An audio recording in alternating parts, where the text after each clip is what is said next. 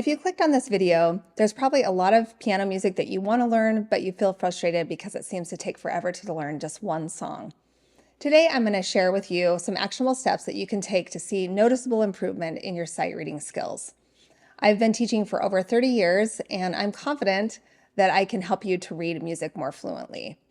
Make sure to stay with me throughout the video because I'm going to share some fun apps and software that will really excel your progress. I'll link all those resources in the description below. Let's get started. A lot of pianists only work on hard pieces that take them a long time to master, and then they wonder why they're not good at sight reading. You really have to learn a lot of music in order to become a good sight reader. So try to work on more than just a few pieces at a time and make sure that most of them are at a level where you can play hands together slowly on the first try and get most of the notes right. Each week, I make sure that my students are working on a few pieces that they can pass off in 1 to 2 weeks, and a few pieces that they can pass off in 3 to 4 weeks, and then 1 or 2 pieces that they can master in a matter of months. This may seem like a lot of assignments, but remember, you don't have to practice every piece every day. I like to use an A day, B day practice schedule. To improve on sight reading, you really need to be able to identify the letter names quickly. I use this app called Notes with my students.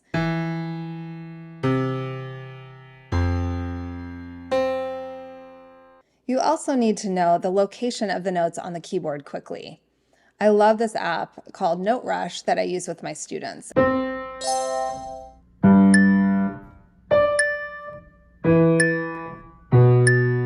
If you're getting value from this video, give it a like and consider subscribing if you'd like to see more piano lesson videos like this.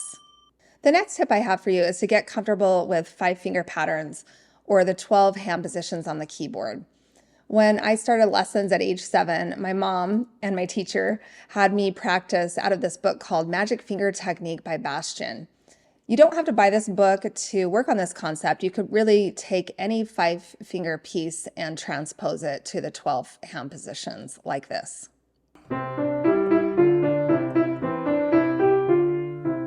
And move up a half step.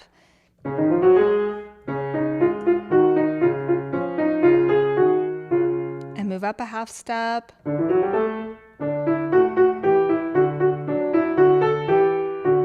And gradually work your way up till you've played all 12 major hand positions. And these are just the first 5 notes of each major scale.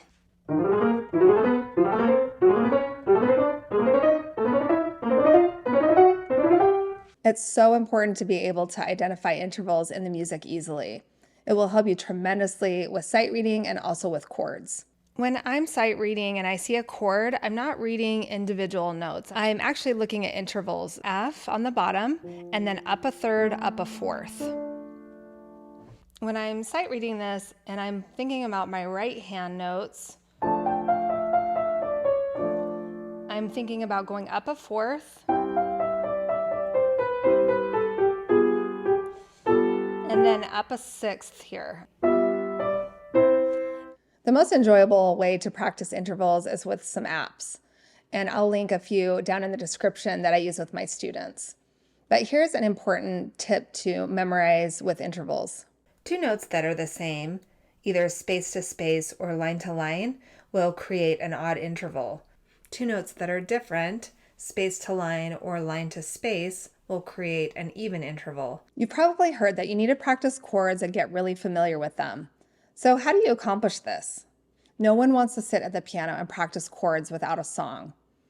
I have some of my students working out of method books like the Piano Adventures series, and those progress gradually and they incorporate chords into fun songs. I'm also a huge fan of Piano Marvel software, and I'll tell you more about that later in the video. But another way that you can get better at chords is to practice hymns, if you like hymns. I played for choirs in church for many years, and it definitely improved my sight reading skills. A lot of people will say that you should be looking ahead while you're sight reading. I find that students really struggle with that, but try to be looking for patterns and notes that are the same. From here to here, I can see that my bottom 2 notes stay the same, and the top note shifts up. Here, my left-hand chord is gonna shift up one position, and then it's the same chord. Now my bottom note is gonna stay the same.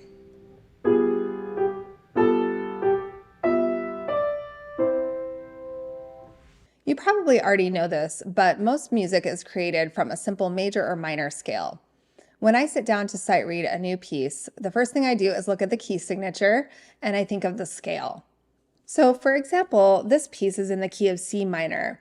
I'm able to navigate the keys pretty easily on my first try because the C minor scale is embedded into my brain and fingers because I've played it so many times over the years. So I'm thinking about that scale as I'm sight reading this piece, and I'm going to play very slowly. So my advice is to include scales into your daily practice.